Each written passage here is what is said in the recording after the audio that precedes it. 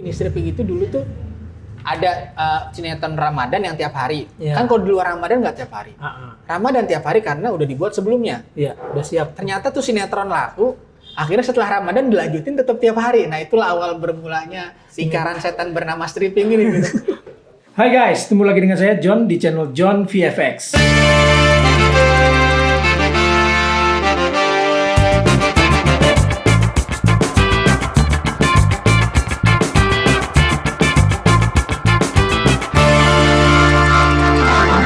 Buat kalian yang belum nonton episode sebelumnya, kalian bisa klik link di atas ini.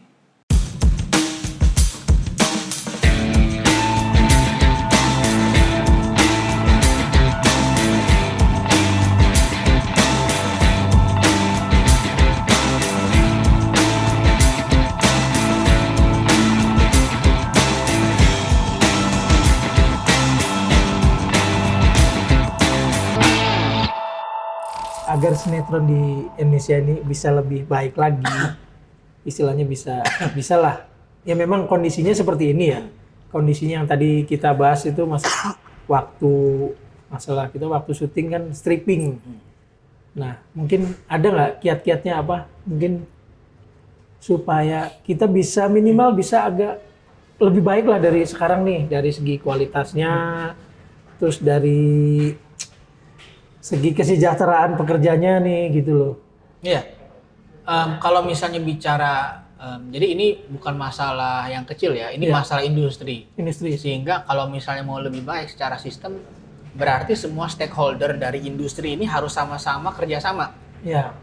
Siapa aja stakeholdernya? Misalnya ya dari krunya pekerja filmnya, terus dari PH-nya, terus dari stasiun TV-nya. Lebih jauh lagi regulasinya, undang-undangnya dari pemerintah. Jadi banyak itu. Jadi kalau misalnya mau yang ideal, yang pertama menurut saya stripping itu harus ditiadakan. Nah ini pasti pernyataan yang sangat stripping, yang sangat kontroversi. Ya. Stripping harus ditiadakan. Tapi sebenarnya gini, kan dulu nggak ada stripping juga di Indonesia. Weekly ya? Stripping itu baru ada mungkin tahun 2003-2004 ya. Kayaknya awalnya RCTI juga tuh. Iya. Jadi dulu, dia kalau nggak salah dulu awalnya gini, stripping itu dulu tuh ada sinetron Ramadan yang tiap hari. Kan kalau di luar Ramadan nggak tiap hari. Ramadan tiap hari karena udah dibuat sebelumnya. Iya, udah siap. Ternyata tuh sinetron laku, akhirnya setelah Ramadan dilanjutin tetap tiap hari. Nah itulah awal bermulanya lingkaran setan bernama stripping ini. Gitu. Tapi ya kan dulu nggak ada stripping dan kita bisa happy-happy aja. Iya. Gitu. Nah jadi awalnya menurut saya yang ngerusak ini stripping. Tadi kita udah bahas. Di negara manapun ya kalau mau kualitasnya bagus nggak ada yang stripping karena mustahil ya, sebagai manusia cuma ada 24 jam yang butuh tidur, mustahil gitu. Jadi stripping ini harus ditiadakan. Jadi minimal misalnya ya katakanlah minimal 2 hari sekali lah ya sinetron itu tayang. Jadi misalnya Senin Selasa atau Senin Rabu ya, kemudian berikutnya Jumat, atau kalau misalnya Senin Selasa atau jadi Rabu Kamis sinetron yang lain ya, dan seterusnya. Terserah mixnya mau kayak gimana, tapi itu harus ditiadakan dulu. Nah masalahnya nggak ada yang stripping tiap hari gitu ya? Iya. Nah tapi kayak kita bilang tadi, ini kan harus semua stakeholder setuju.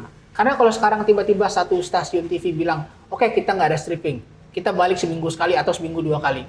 Kalau stasiun TV sebelah masih tiap hari, kan penonton akan nonton yang sebelah yang tiap hari. Karena orang udah penasaran, ngapain gue nunggu besok baru tahu, kalau nunggu 2 hari lagi, nunggu minggu depan baru tahu lanjutan ceritanya, sedangkan di TV sebelah tiap hari gue udah bisa langsung tahu cerita berikutnya. Gitu. Jadi harus sama ya. Harus sama semuanya, harus ada regulasi, peraturan dari pemerintah. Makanya ini sebuah ekosistem gitu. Tapi nanti akan muncul masalah berikutnya. Masalah berikutnya adalah masalah gaji, gaji. Karena kalau sekarang kru itu setiap hari dapat duit, kalau tayang ya catatannya, kalau lagi tayang tiap hari dapat honor, seminggu bisa 7 kali kan, 7 kali honor. Nah kalau misalnya jadi seminggu cuma 3 kali, berarti kan honornya berkurang 50%. Nah bisa jadi krunya akan teriak juga, kalau gitu gue mending balik stripping aja deh. Ya kan nggak apa-apa, gue capek ya, mungkin duit gue lebih banyak, gitu kan. Tapi kan masalahnya dengan stripping gini kan memang kalau lagi tayang duitnya banyak. Tapi kan banyak nganggur ya bang ya. Banyak nganggur. Banyak kalau lagi promo nggak tayang-tayang kita nggak ada duit juga gitu. Betul. Jadi mendingan kalau saya pribadi, mendingan kita, karena ketika nggak tiap hari, berarti kan ada peluang membuka tim-tim lain, judul-judul lain untuk tayang. Gitu. Kalau sekarang misalnya satu TV katakanlah satu PH nih, mungkin kalau ada kontrak dengan TV tertentu, dia cuma ada 3 judul Iya. yang tayang. Berarti cuma ada 3 tim sinetron yang kerja, Aha. ya kan? Nah, berarti kan tim-tim yang lain nganggur nih. Kalau misalnya kita katakanlah seminggu bisa hanya 2 episode, ya, berarti kan yang kerja ini bisa 3 kali lipatnya, ya, 2 kali lipatnya, ya kan? Jadi ya misalnya Senin Selasa sinetron ABC yang lagi tayang, ya. Terus Rabu Kamis sinetron EFG, ya kan? Terus apa lagi? Jumat Sabtu HIJ. Berarti kan lebih banyak tim yang kerja, lebih banyak orang kru yang dapat duit. Jadi walaupun dapat duitnya itu nggak langsung banyak sekali tayang, tapi kerja terus gitu. Kosongnya kurang dibanding sekarang sekalinya tayang dapat duit banyak, tapi nganggurnya lebih lama. Tapi ada jalan tengahnya juga. Kita nggak harus loh ketika nggak stripping terus dapat duitnya setengah. Bisa juga kita tetap dapat duit yang sama. Gimana caranya? Kita harus kompak sebagai kru sinetron, sebagai pekerja film, bukan cuma sinetron ya, sinetron dan film. Kita harus kompak. Sekarang kita punya wadah KFT ya. KFT. Sebenarnya dari dulu sih. Udah lama itu. Kakek saya itu termasuk salah satu pernah jadi sekjennya, almarhum. Ya. Gitu ya. Cuma kan beberapa lama mati suri gitu ya. Sekarang baru lagi semarak mulai lagi. Jalan lagi. Kalau misalnya semua kompak ya, KFT bisa mewakili semua pekerja TV dan film untuk negosiasi dengan PH dan juga meneruskan kepada pemerintah ya, melobi pemerintah supaya bisa menaikkan upah minimal pekerja gitu. Jadi misalnya kamera operator kita harus ada rate-nya jelas gitu ya, bahwa misalnya minimal berapa juta ya, misalnya ya, minimal 1 juta atau sekian, atau kru yang lain semua tuh harus ada, unit berapa gitu kan, soundman berapa, itu semua harus jelas gitu. Kan kita semua kompak. Kalau misalnya PH nggak mau bayar sesuai itu, ya kita nggak mau kerja, gitu kan. Tapi harus kompak, semuanya harus gitu. Kompak, Nah dengan itulah, dengan kita menekan PH juga bisa menekan TV untuk bisa bayar lebih gede sehingga ongkos produksi lebih gede, gitu. Jadi ya kita neken, karena sekarang PH mau minta neken ke TV untuk minta lebih gede, TV bilang ngapain lu minta gue lebih gede, gitu. Kan PH dulu bayaran kru juga sama aja, ngapain tiba-tiba minta lebih gede. Jadi kru dengan KFT-nya kemudian mendorong lebih naikin. Nah, kemudian PH bisa ke TV, ya TV juga harus bayar lebih banyak. Ya TV terus gimana dari duitnya? Ya naikin lagi biaya iklan gitu. Harganya dinaikin lagi. Iya, harganya dinaikin lagi. Jadi bisa gitu. Dengan begitu kita bisa nggak perlu stripping, ya kan? Tapi pendapatan tetap. Dan lebih sehat ya, ada istirahatnya. Yang kedua lebih banyak menyerap pekerja, kita nggak kelamaan nganggurnya. Dan mungkin dari segi karyanya juga bisa lebih bagus ya. Lebih bagus. Kalau tadi kita bahas gimana caranya, kenapa sinetron kita kurang kualitasnya, ya karena itu. Dengan begitu kita bisa lebih bagus lagi. Iya, karena saya juga pernah punya pengalaman syuting. Jadi pagi dijemput jam 6, berangkat ke lokasi syuting sampai jam 3, jam 4 pagi. Break. Jam 4 pagi tuh break. Dan saya diantar lagi ke rumah, sampai rumah itu jam 5. Iya bang, saya baru tidur, udah ada telepon dari supir. Om, saya udah di depan om. Saya baru tidur loh, baru mau merem, udah ada jemputan. Jadi saya pas dijemput tidur lagi di mobil, sampai lokasi, ngantuk-ngantuk ngopi, udah syuting lagi. Itu berjalan tiap hari bang, selama beberapa waktu. Dan udah sehat banget. Terus dari segi karyanya juga nggak mungkin bisa loh bang, orang ngantuk. Terus syuting lewat jam 12 malam, saya rasa itu udah kadang-kadang kamera turun sendiri bang, orang ngantuk, kameranya bisa turun sendiri gitu. Makanya kualitas mau semacam apa yang diharapkan ya. Kasarnya begitu dari orang-orang yang ngantuk yang udah teler gitu. Begitu juga dengan penulisnya bang. Kalau stripping ini kan berarti mereka tiap hari nulis kan. Bukan udah disiapin dari beberapa waktu yang lalu, bukan kan? Tiap hari dia nulis terus. Oke, tapi kan gini, barusan kita bahas kan itu idealnya. Berarti perubahan mendasar menyeluruh seluruh ekosistem industri. Nah sekarang masalahnya itu kan masih jauh nih. Istilahnya itu mungkin masih terlalu utopis ya, masa depan yang begitu indah. Nah sekarang gimana apa yang bisa kita kerjakan? Yang bisa kita kerjakan sekarang untuk bisa syuting, bikin sinetron dengan lebih baik, dengan sistem kerja yang lebih sehat adalah dengan memperbaiki manajemennya. Ya, jadi saya waktu jadi kru sinetron sebagai unit Saya tiap hari tuh nyatet, ya saya punya buku log, setiap hari saya nyatet, saya nulis permasalahan apapun. Tiba-tiba hari ini masalahnya ini, saya tulis kenapa bisa terjadi. Dan saya bisa simpulkan semua masalah itu bisa dihindari dengan manajemen yang baik. Gitu. Jadi harusnya ya, Pimpro itu punya sertifikasi atau pendidikan di manajemen. Gitu. Termasuk komunikasi, banyak yang masalah miskomunikasi. Gitu. Iya. Jadi itu masalah manajemen. Kalau ilmu komunikasinya juga harus bagus gitu ya? Iya. Kalau manajemennya baik, sebenarnya bisa. Karena masalahnya itu rata-rata mismanajemen. Termasuk misalnya keterlambatan datang pemain. Iya. Ya, itu kan mismanajemen yang kurang mantap. Harusnya kalau ada pemain terlambat, apa nih konsekuensinya? Itu kan bagian dari manajemen. Dilihat apa yang paling efektif. Kebetulan skripsi S1 saya judulnya memahami keterlambatan artis ya, pemain ke lokasi sinetron. Jadi kebetulan itu. Jadi saya pas banget ya. Menginterview beberapa artis ya. Saya pengen tahu kenapa sih mereka telat. Jadi menarik. Jadi ada yang telat ya karena memang ada yang memang susah bangun gitu ya. Ada yang juga sebenarnya gini. Dia sebenarnya telat itu gara-gara lawannya telat. Jadi contoh gini. Kita misalnya scene pertama nih Bang. Kita contoh lah pemainnya nih. Saya dan Bang John. Scene misalnya jadwalnya on cam jam 9 pagi. Saya datang jam 8 saya. Saya datang nunggu udah siap jam 9 saya siap. Ternyata Bang John belum datang. Bang John datang jam 12 siang. Kira-kira ternyata nih ya, besok saya punya scene bareng lagi sama Abang. Sama tuh scene pertama pagi hari. On cam jam 9. Kira-kira saya datangnya akan tepat lagi kayak hari kemarin atau saya sama-sama jam 12 juga? Sama-sama kayaknya. Jam 12 gitu. Jadi banyak yang justru sebabnya karena keterlambatan lawan main. Gitu. Jadi banyak banget. Tapi masalahnya kan hal yang begitu bisa kalau dilakukan terus-menerus jadi kayak udah jadi jadi lingkaran setan. Karena sehari kita telat selesainya telat, kan paginya otomatis jadi telat juga sebenarnya gitu. Nggak bagaimanapun ya. Jadi yang begitu kan sebenarnya kalau balik kepada manajemen itu kan bisa diberesin dari sejak kontrak. Maka kontrak dengan pemain itu harus sudah jelas, ya. Maksimal telat misalnya berapa menit, 30 menit.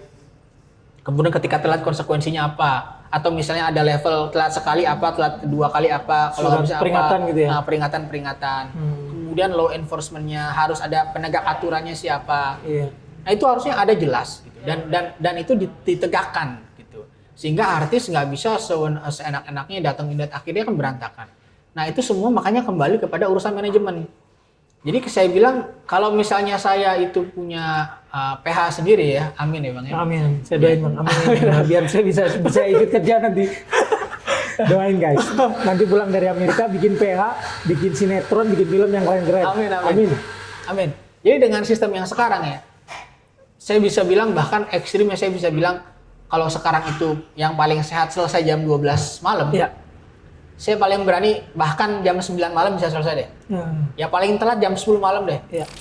Paling telat banget jam 10 malam harus 10 malam udah harus selesai. Itu bisa banget gitu. Karena saya waktu jadi kru nih banyak banget, ini nganggur udah 2 jam nih. Ternyata nungguin aktor A misalnya. Ternyata dia lagi ada kontrak sama radio lain misalnya. Lagi ada on air radio. Padahal harusnya kalau di kontrak itu dinyatakan bahwa tidak boleh ada komitmen lain ya di waktu syuting kan bisa banget gitu. Masalahnya kan ya satu artis yang kemudian nggak datang kan kita semua diem tuh. Betul. Ya kan semua tim produksi diem. Akhirnya molor waktunya gitu. Jadi kalau misalnya dengan keadaan sekarang tadi kita bicara yang utopis itu memang terjadi banget itu sekarang kayak gitu tuh. Jadi kalau dengan keadaan yang sekarang gimana kita bisa buat sinetron dengan lebih baik sih dengan memperbaiki manajemen. Nah, itu mungkin kenapa juga jadi saya S1-nya memang bisnis manajemen, baru S2 sekarang film gitu. Karena saya sadar bahwa di Indonesia ya tanpa bermaksud mengecilkan, tapi memang dari pengalaman saya banyak manajemennya masih kurang rapi gitu ya, sehingga ketika itu diperbaiki maka ya kemungkinan kita bisa buat yang lebih bagus lagi. Ya semoga itu bisa, semoga dengan Bang Fadli ini sekolah di Amerika bisa dapat ilmu yang terbaik yang bisa buat diterapkan di Indonesia Bang. Amin. Nah tadi itu benar-benar dialamin, saya juga ngalamin, pernah saya ceritain tadi pulang pagi udah berangkat lagi tiap hari. Jadi waktu buat keluarga kurang. Dan sebenarnya hasilnya juga nggak seberapa bang. Gitu. Iya, makanya kita kerja muluk-muluk apa benar-benar habis-habisan tapi ya nggak seberapa juga. Iya. Gitu. Jadi nggak seberapa. Nggak seimbang gitu ya. Iya. Kita berangkat pagi, anak masih tidur. Kita pulang malam, anak udah tidur. Iya. Jadi nggak ada waktu. Kadang-kadang minggu nggak libur, tapi kalau kita udah bisa ada stok, biasanya suka libur. Alhamdulillah sih sekarang udah libur, kayak ada judul ini juga Sabtu Minggu dia libur gitu. Ya kalau di negara-negara maju itu ada istilah yang keren itu namanya work life balance. Work life balance. Keseimbangan hidup dan kerja. Iya. Ya, itu penting ya setiap Penting orang. lah. Semoga dengan Bang Fadli ini sekolah di sana, nimba ilmu di sana, pulang ke sini bisa Amin. diterapkan semua tuh ilmu-ilmunya supaya Amin. kita bisa lebih baik di sini, Bang. Siap, amin. Jadi ngomong-ngomong, sampai kapan nanti Bang, sekolah di Amerika? Saya kan master ya, S2 cuma 2 tahun. 2 tahun? Jadi saya mulai Januari tahun ini, 2020, berarti insya Allah selesai Desember 2021, tahun depan ya, akhir tahun Oke. depan. Nah, selesai dari sana, pulang lagi ke Indonesia, apa nih rencananya? Dulu sih saya janjinya ya sama pemerintah, karena saya dapat beasiswa dari pemerintah. Saya sih, proposal saya sih, saya mau buka PH sendiri. Oh gitu. Jadi rencananya saya mau buka PH. Nah, kemudian saya akan cobalah tuh yang tadi saya omongin ya. Kira-kira pembuktiannya bener gak saya bisa melakuin. Jadi kita bisa bikin situasi kerja ya, sistem kerja yang sehat.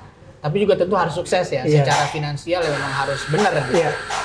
Jadi ya kita, ya rencananya sih gitu ya. Sambil kita coba lobby-lobby pemerintah supaya bisa banyak insentif-insentif atau juga banyak peraturan-peraturan yang menguntungkan pekerja film lah. Iya. Ini ada pertanyaan dari temen nih, dari Kang Wahid ya. Menurut Bang Fadli, seberapa penting audio dalam film? Audio ya? Iya, film dan sinetron lah. Ya penting banget ya. Penting banget ya. Iya. Kan namanya aja kan nama medianya audio visual. Audio visual. Ya, audio dan visual. Iya. Ya audio sangat penting karena kalau nggak ada audionya ya apa yang ditonton ya apa cuma gambar doang gitu kan. Jadi audio sangat penting. Walaupun film dulu ada film tanpa audio kan? Iya gitu. Tapi kan itu Awal-awal konsep ya? yang berbeda Iya. gitu ya. Makanya sekarang bahkan lebih jauh lagi ada sound design gitu kan. Jadi bahkan bukan cuma audio itu luas ya, bukan cuma audio yang ngobrolnya aja walaupun sangat penting. Makanya bahkan YouTube ini aja kita double nya audionya Bang. Iya. Jadi ada yang di atas kamera shotgun mic kecil, Iya. kita juga ada yang pakai wireless. live mic gini gitu ya. Jadi karena audio itu penting ya, bahkan audio itu 50% film ya, 50% dari 50%. Dari audiovisual, dari video gitu. Makanya bahkan saya dari sejak saya bikin YouTube ya, walaupun gambarnya jelek banget ya. Kalau teman-teman ngeliat YouTube saya video-video awal itu jelek banget karena emang saya kan cuma pakai HP Bang. Pasti video pertama video terjelek lah. Iya, saya ya sampai akhir masih jelek karena saya cuma pakai HP. Tapi yang saya dari awal saya langsung beli recorder Audio, gitu. karena penting banget audio. Karena penting audio. Penting Gitu. Jadi dari awal saya bahkan nggak apa-apa lah gambarnya masih butek, tapi yang penting suaranya jelas. Jadi kan dua-duanya penting nih kan. Iya. Tapi pentingan mana sih? Ya 50-50 lah. 50-50. Kita nggak, ya saya nggak bisa. Tapi kenapa nggak beli kamera dulu? Nggak ada duit ya. Nggak ada duit. Kenapa nggak beli kamera dulu baru audio? Tapi malah audio dulu baru. Ya karena saya udah ada HP. Oh, Ya, gitu. HP sekarang udah lumayan. Cukup gambarnya Gitu, ya. cukup gambarnya. Jadi saya HP ini. Ya, dan saya sengaja sih belinya iPhone yang 11 ya, Nah. karena iPhone 11 sudah lumayan. Iya. Ya walaupun ya tetap nggak bisa dibandingin sama mirrorless atau Iya. DSLR ya. Tetap Karena- handphone lah. Iya, tapi ya minimal ada gambarnya. Iya. Tapi saya nggak mampu beli kamera kayak Bang Jon. Walaupun sebenarnya kamera Saya- Bang Jon ini nggak terlalu yang mahal Enggak, juga. biasa nih. ini. Iya, makanya. Standar. Tapi, makanya jadi saya nggak mampu beli kamera, ya udahlah yang saya mampu beli recorder ya. Ini juga recorder yang paling minimal ya, Zoom H1N, H1N. ya, handy recorder. Handy Jadi recorder. minimal saya ya udah pakai itu, ya terus saya pakai ini gitu, supaya audionya minimal jelas, pesannya jelas ya, gitu. Tapi ya itu kalau di film atau sinetron ya sangat penting gitu. Iya. Apalagi kalau bicara sinetron ya, itu lebih penting lagi audio. Kenapa? Bisa jadi banyak orang Indonesia yang nikmatin sinetron tanpa ngeliat loh. Banyak ibu-ibu rumah tangga yang nonton sinetron sambil ngerjain yang lain. Iya betul. Jadi si audionya harus Sambil jelas. nyetrika, Sambil kadang-kadang. nyetrika gitu. Sambil nyuci. Sambil masak Nonton gitu kan. TV kan. Iya, jadi yang penting dia denger gitu. Iya. Jadi ya itu pentingnya audio di sinetron gitu ya. Itu juga kenapa, itu kan dari sisi audio. Kenapa juga ya sinetron tuh akhirnya master close up. Karena memang harus gede. Dan jadi ternyata menurut risetnya juga, waktu saya datang di tahun lalu ada acara apa di JCC. Jadi dari dari SCTV ya, manajernya dia bilang bahwa menurut riset ternyata penonton Indonesia itu, penonton sinetron, TV-nya itu kecil-kecil. TV-nya kecil-kecil, betul. Jadi Indonesia itu masih kecil. Sehingga gambarnya itu emang harus padat-padat. Iya. Kalau jauh-jauh nggak kelihatan gitu. TV-nya udah kecil. Iya. Jadi makanya harus padat-padat gitu. Jadi memang ya itu ya secara visual juga begitu. Iya. Nah, ini pertanyaannya berikutnya ini masih tentang audio, Bang. Iya. Tapi kenapa dalam prakteknya di lapangan masih ada beberapa yang mengesampingkan kualitas audio dengan alasan kejar tayang atau setnya terbatas? Ya, kalau misalnya alasannya udah kejar tayang emang susah dijawab. Iya, susah dijawab. Kalau misalnya live nih bisa tayang. Cepetan dong. Iya, itu kembali lagi kepada ketika kita maksain stripping ya, kejar tayang atau ditayang tiap hari, ya memang pasti ada yang dikorbankan. Betul. Ya memang tentu kita sebagai yang operatornya, tentu kita pengennya kita yang dimenangin kan. Iya. Kita misalnya Bang Jo sebagai kamera operator ya pengennya shotnya bagus. Iya. Tapi kan akhirnya shot bagus harus dikesampingkan karena kejar tayang. Iya. Karena waktu gitu ya. Waktu. Termasuk misalnya audio kalau misalnya mau perfect banget ya bisa jadi nggak tek tuh. Tiba-tiba ada motor lewat misalnya bocor dikit terus harus ngulang.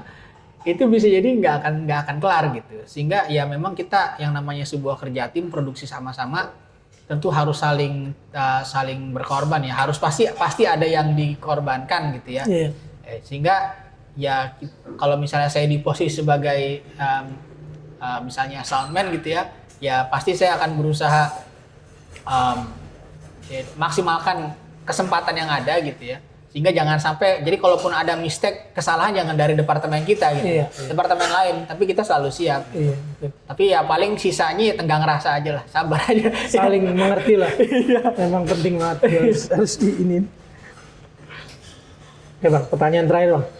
Apakah ada rencana besar pemerintah dalam mensejahterakan pekerja seni yang sering digunakan momen para oknum untuk mengambil harga terendah saat negosiasi?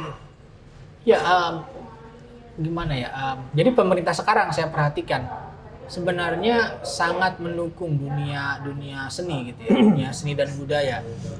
Jadi kita lihat gini, kita balik dari 2015 bahkan. Dulu itu kan film itu masuk daftar negatif investasi di Indonesia. Jadi tidak boleh ada investasi luar ya, dan asalnya dari luar negeri masuk ke industri film, nggak boleh. Sejak 2015 dibuka. Makanya dulu kan bioskop cuma ada 21. Ya kan? Karena 21 itu grup dari Indonesia.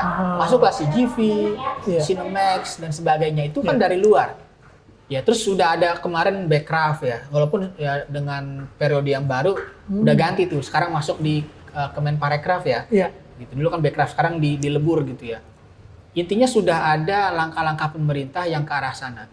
Tinggal sekarang ya kadang kan pemerintah nggak tahu nih, walaupun kita sudah punya beberapa artis yang jadi anggota dewan ya sebenarnya, tapi memang belum greget.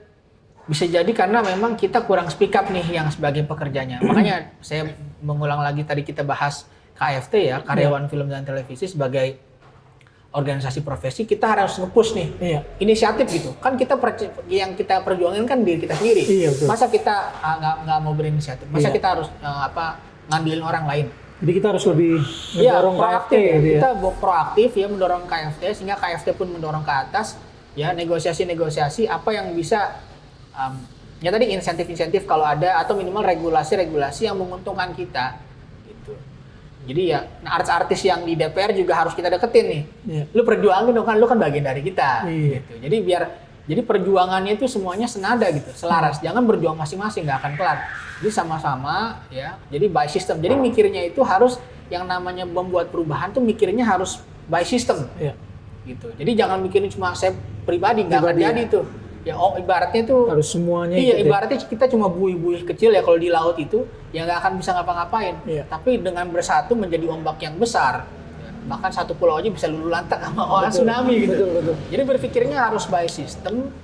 Ya kita mendorong ya negosiasi melobi pemerintah supaya punya kebijakan-kebijakan atau kalau ada insentif-insentif yang bisa mendukung kita. Dan saya rasa ya tadi dengan langkah-langkah yang ditunjukkan oleh pemerintah yang sekarang itu sudah bagus. Tinggal kita sambut nih. Iya. Yang kita dukung. Jadi sama-sama gitu. Bisa. Semoga bisa itu ya di Amin. ini ya. Insya Allah pasti bisa. Memang jadi kita para pekerja film, pekerja sinetron lah. Karena saya pekerja sinetron, saya bukan di film ya. Belum di film. Harus sama-sama kita satu suara gitu ya, satu semangat bersama dengan KFT bisa mewujudkan ya apa yang kita inginkan gitu. Contohnya waktu jam kerja yang baik, segalanya lah. Semoga bisa terwujud. Minta doanya lah biar sukses. Oke guys, kita doain semua nih Bang Fadli dan keluarga bisa stay di sana. Selamat sampai tujuan, tinggal di sana sekolahnya, dapat ilmu yang terbaik. Amin. Biar bisa diterapkan di negara kita. Jadi kedepannya mungkin kita bisa dapat tayangan yang baik, terus yang pekerja yang bikin tayangannya juga baik, kondisinya semakin membaik. Amin. Gitu kan Fadli. Siap. Terima kasih. Yuk, sama-sama. Jangan lupa nanti subscribe channelnya Produser Wannabe. Oke kan? Thank you. Terima kasih.